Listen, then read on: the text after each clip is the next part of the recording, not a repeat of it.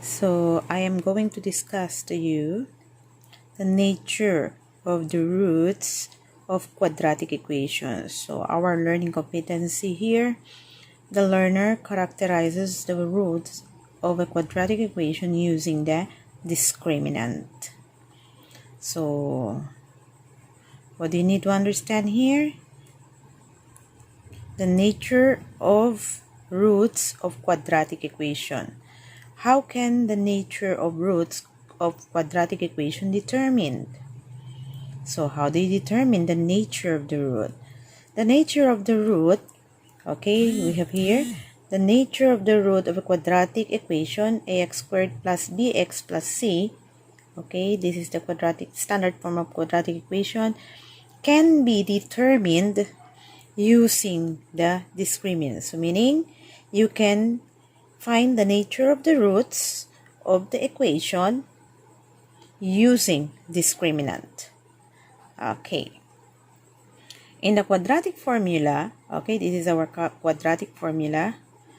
The radicand b squared minus 4 times a times c is called the discriminant, or in symbol, letter D. So therefore, itong nasa loob, yung b squared minus 4ac na yan, ang tawag dyan is discriminant. Okay, next. The discriminant will identify whether the roots are real, rational, or irrational, equal or unequal, and real or imaginary numbers. So these are the three. Okay, number one, if the discriminant, the value of the discriminant is 0, then you can say roots are real, rational, and equal. So meaning, if you're going to solve this and your answer is 0, then you can say the nature of the roots are real, rational, and equal. But if you solve the discriminant and your discriminant is greater than 0, what are those numbers greater than 0? Meaning, if that is 1, 2, 3, 4, and so on, but it is greater than 0, like 1/2, positive 1/2, 1/3, still greater than 0, and it is perfect square. So it says here, if the discriminant is greater than 0 and perfect square. Okay, but number 2 says that it should be perfect squares.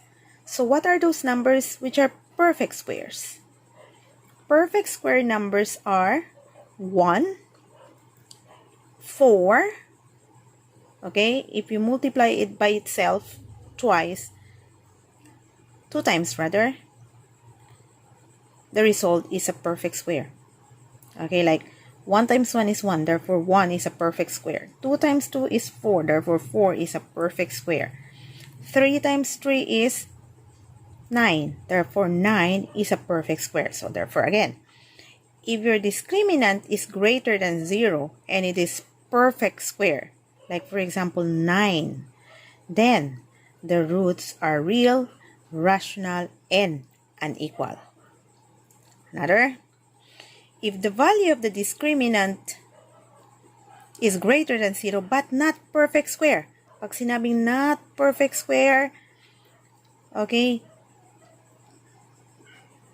these are the numbers that are like 2, 3, 5, okay, so in between, because perfect square are 1, 4, 9, so those numbers in between, those are not perfect square numbers.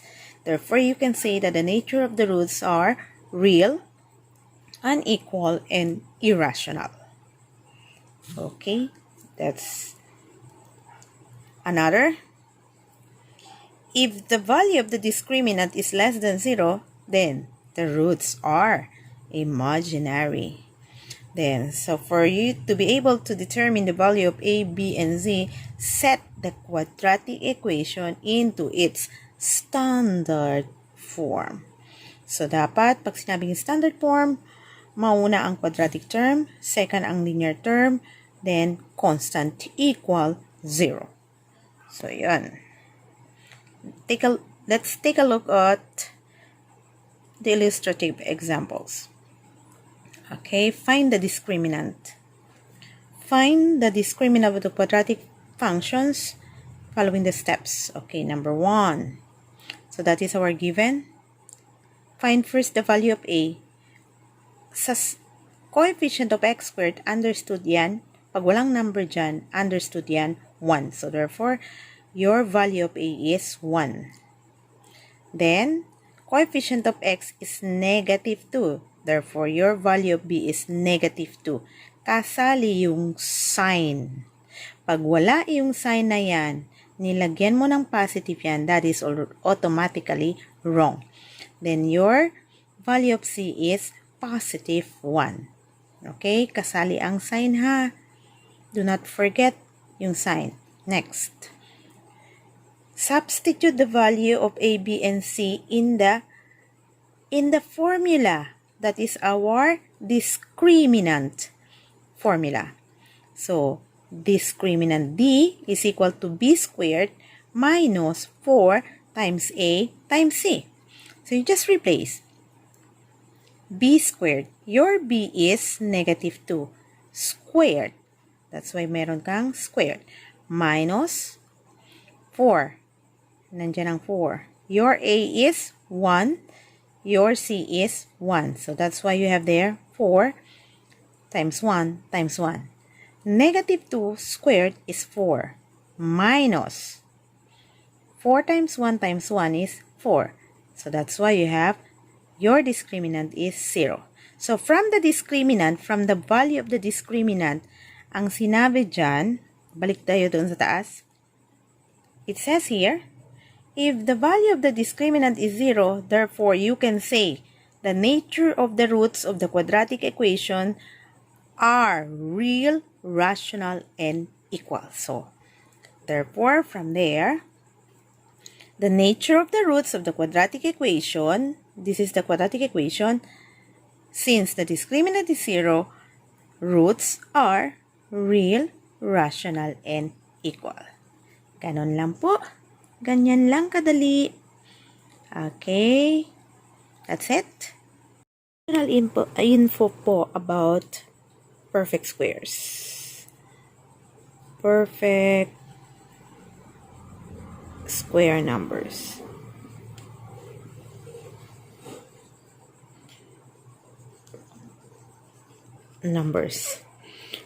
Like 1 times 1, 1.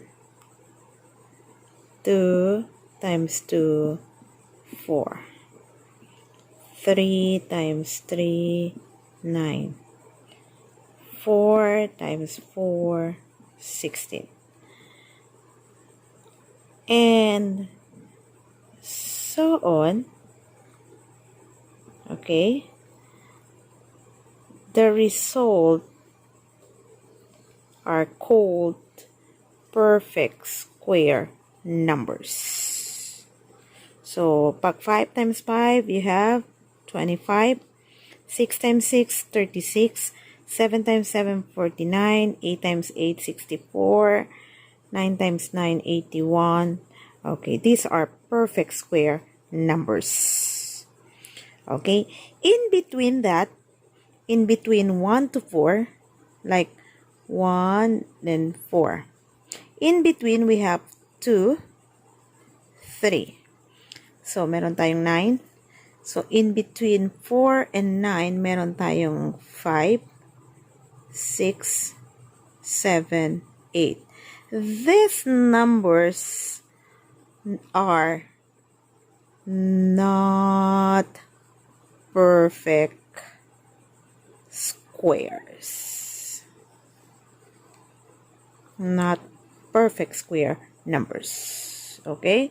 So, ito lang ang mga perfect square. Like 1, 4, 9, 16, 25, 36, 49, 64, 81, 100. 11 times 11 is 121, 144, So, those are perfect square numbers.